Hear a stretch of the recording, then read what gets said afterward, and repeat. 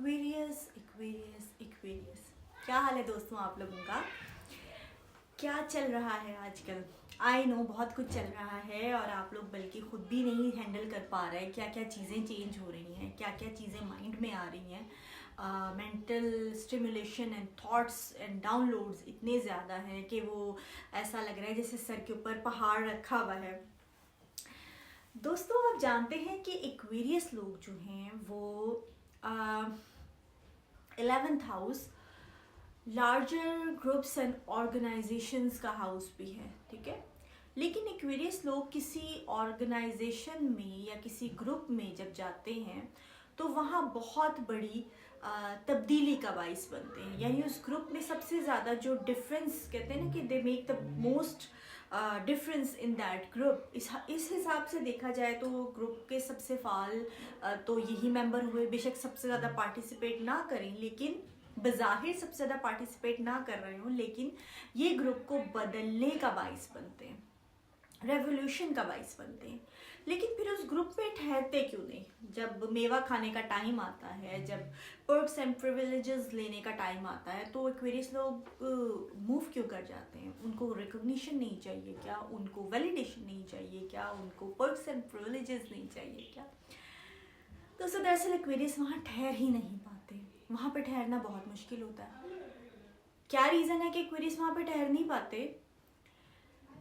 दोस्तों, हम सब लोग सर्टन फ्रीक्वेंसीज से रेजोनेट कर रहे होते हैं, वाइब कर रहे होते हैं। तो एक्वेरियस लोगों का किसी भी ग्रुप में शामिल होने का मकसद होता है उस ग्रुप में चेंजिंग करना, रेवोल्यूशन लाना, साइकिल को ब्रेक करना। तो एक्वेरियस का जब ये मकसद हो जाता है पूरा, तो वो फ्यूचर भी देख लेते हैं कि आगे ये फ़ायदा हो रहा है, आगे ये पर्क्स एंड प्रिविलेजेस मिल रहे हैं, यानी साइकिल तो ब्रेक हो गया ना, उन्होंने देख लिया फ्यूचर।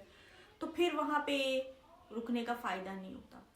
वो सडनली उनकी फ्रीक्वेंसी चेंज हो जाती है, वो डिफरेंट फ्रीक्वेंसी के साथ वाइब करना शुरू हो जाते हैं। जब एक्वेरियस डिफरेंट फ्रीक्वेंसी से वाइब करने लगते हैं, यानी जो फ्रीक्वेंसी का वो ग्रुप होता है, वहाँ पे रहते हुए ही वो ऑलरेडी उस ग्रुप से फ्रीक्वेंसी के लेवल पर अलग हो गए होते हैं। बहुत सारे लोगों के बीच में एक्वेरियस जब मौजूद होते हैं, एक कमरे में मौजूद होते हैं, एक ऑर्गेनाइजेशन में मौजूद होते हैं, आपने नोट किया होगा कि वो सब में रह के भी डिफरेंट क्यों होते हैं? बाज़ाहिर तो कुछ भी डिफरेंट नहीं। एक बहुत बड़ा डिफरेंस होता है उनकी डिफरेंट फ्रीक्वेंसी से वाइब करना। डिफरेंट फ्रीक्वेंसी में वाइब करना में डिफरेंट रियलिटी में रहना भी है, डिफरेंट रेल्म में रहना भी है। तो एक्वेरियस लोग जो हैं वो किसी मुश्किल टाइम का आने से पहले जैसे पता कर लेते हैं, उस तरह से अच्छे टाइम का आने से पहले भी फ्यूचर में देख लेते हैं, खुश हो जाते हैं, सेटिस्फाई हो जाते हैं। तो वो फल खाने के लिए नहीं रुकते, ठीक है। तो एक्वेरियस लोग जो हैं वो डिफरेंट उनकी फ्रीक्वेंसी चेंज हो जाती है। अब जब फ्रीक्वेंसी चेंज हो जाती है तो ये उनके लिए वहाँ पर उस जगह पे रुकना पॉसिबल होता ही नहीं है। डेफिनेट होता है कि वो अपनी फ्रीक्वेंसी के हिसाब से वहाँ से चले जाएं, ग्रुप बदल लें, जगह बदल लें और चेंज हो जाएं। कई दफ़ा होता है, ज़ाहिर है फ्रीक्वेंसी लेवल होता है, अंदर से कुछ बदल गया होता है, सोल लेवल पे कुछ बदल गया होता है, माइंड सेट बदल गया होता है, तो फिर हमारी बॉडी जो है वो बाद में कैचअप करती है।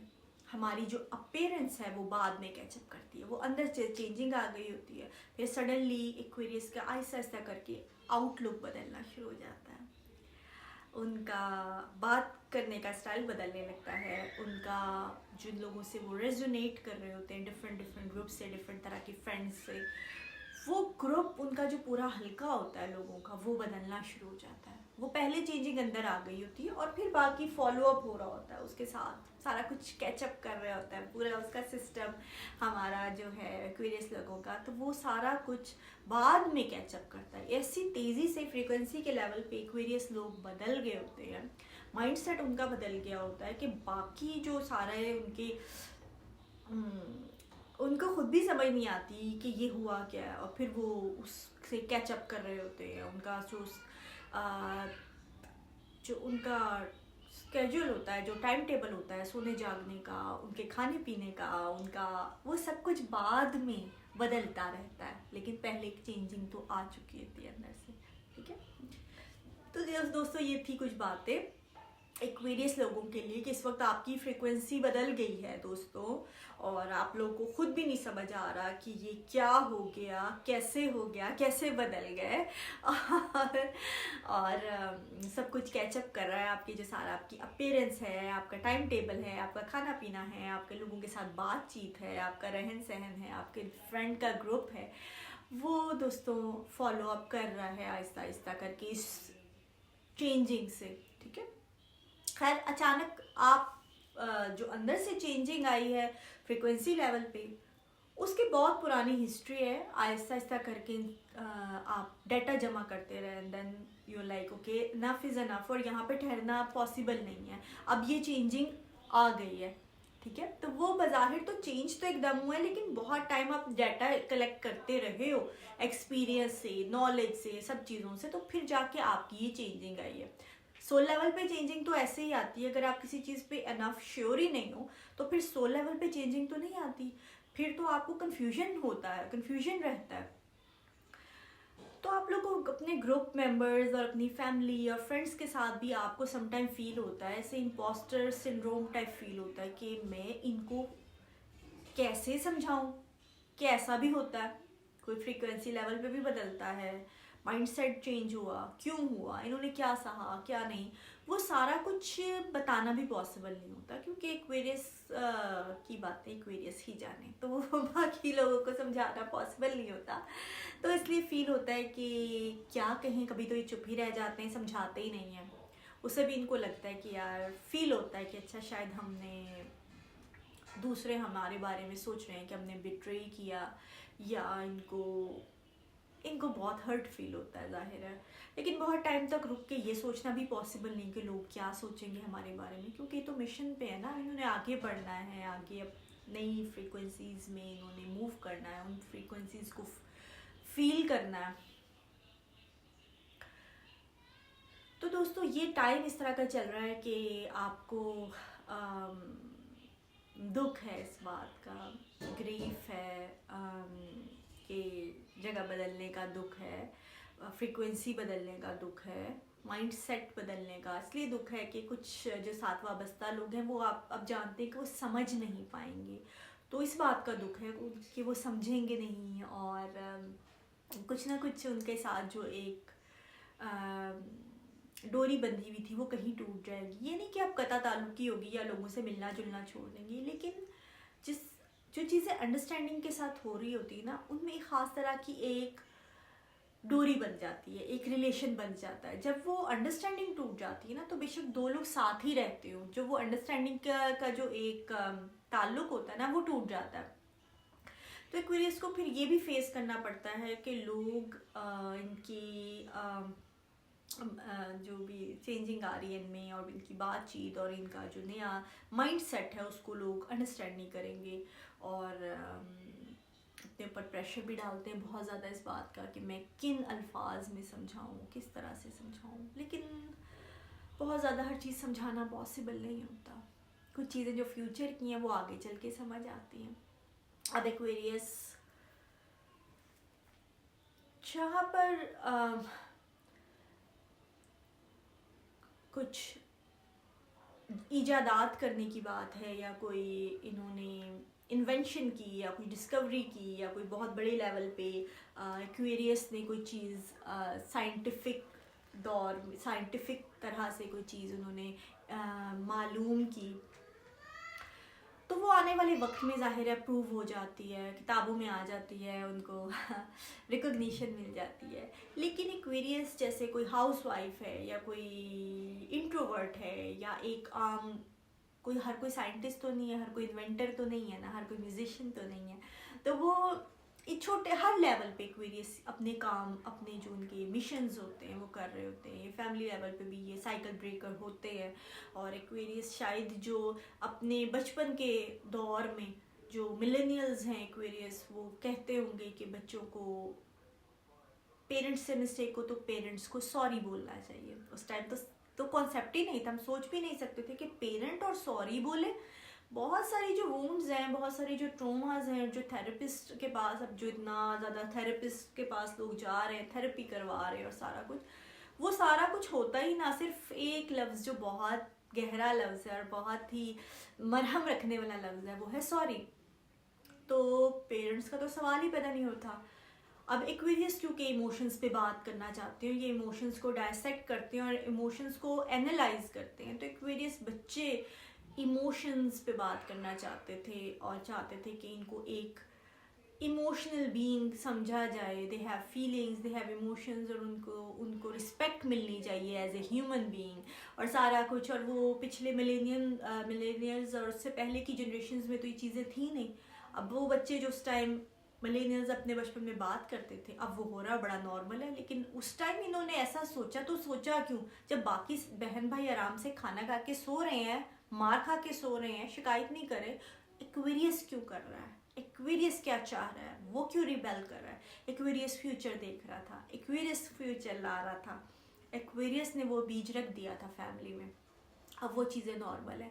अब इस वक्त एक्वेरियस कुछ सोच रहे हैं आने वाले वक्त का, जो इस वक्त नॉर्मल नहीं है फैमिली की सतह पर, रिलेशनशिप की सतह पर, रिलीजन की सतह पर। एक्वेरियस जो है पॉलिटिक्स की सतह पर, सोशल जस्टिस की सतह पर एक्वेरियस सोच रहे हैं कुछ जो आने वाले वक्त में होगा। और एक्वेरियस को इस चीज़ की बहुत खुशी है, लेकिन इस वक्त एक्वेरियस को उन्हीं बातों की वजह से फैमिली में शायद लान तान भी किया जा सकता है, फैमिली में अबेंडन किया जा सकता है, इनको बागी कहा जा सकता है, इनको पागल कहा जा सकता है, इनको जो है वो फैमिली से कट ऑफ किया जा सकता है। तो ये सारी चीज़ें फेस करेंगे जो बचपन में इमोशंस की बात पे शायद की और अब किसी और बात पे, लेकिन वो खुश हैं। एक्वेरियस को पता है कि ये फ्यूचर देख रहे हैं और ये लोग नहीं देख रहे। और एक्वेरियस अभी आजकल आप देख लो ना, वो पेंगुइन की स्टोरी बड़ी इंटरनेट पे आ रही है कि पेंगुइन अलग चला गया और ये वो। तो एक्वेरियस आप भी प्लूटो आ गया है और इट्स प्लैनेट बहुत ट्रोमा एंड डेथ का प्लैनेट है और बड़ा डीप और बड़ा इंटेंस प्लैनेट है। तो एक्वेरियस आप भी मरने को तैयार हो ना, मरने को तैयार हो आप लोग। हाँ तो दोस्तों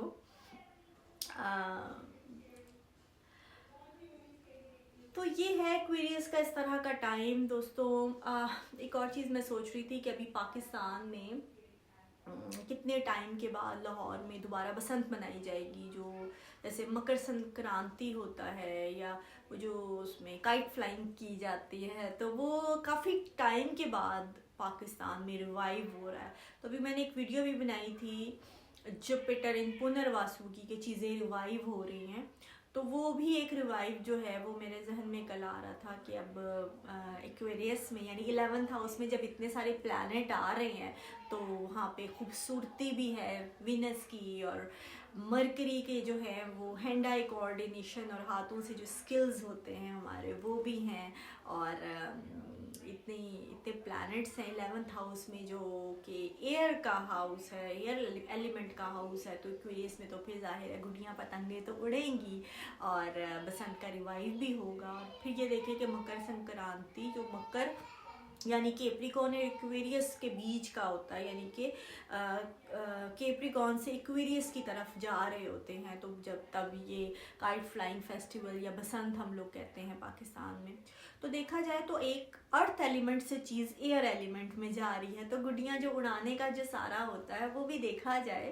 वैसे तो उसका एक अपनी माइथोलॉजी है, रिलीजियस भी चीज़ है इसमें इंडिया में, और हम लोग भी एक कल्चरल चीज़ है पाकिस्तान में जो काइट फ्लाइंग करते हैं। लेकिन ये मैं एस्ट्रोलॉजिकल अगर इसको देखूँ तो ये एक अर्थ साइन से एक एयर साइन में चीज़ जा रही है, यानी कि आप एक ज़मीन से आप एक खड़े होकर एक पतंग बना उड़ा रहे हो पकड़ के, और उसको आप एयर में और आसमान में भेज रहे हो। तो ये कितने मज़े की चीज़ है। और ये जो है टाइम इस तरह का है। यहाँ पे तो खैर अमेरिका में बहुत ज़्यादा स्नो फॉलिंग हुई है, यहाँ तो अभी कोई बहार की दूर दूर तक आमद नहीं है, जो बहार की भी एक इंडिकेशन होती है पाकिस्तान में। तो क्या जश्न बहारा है और बसंत है और ये वो सारा।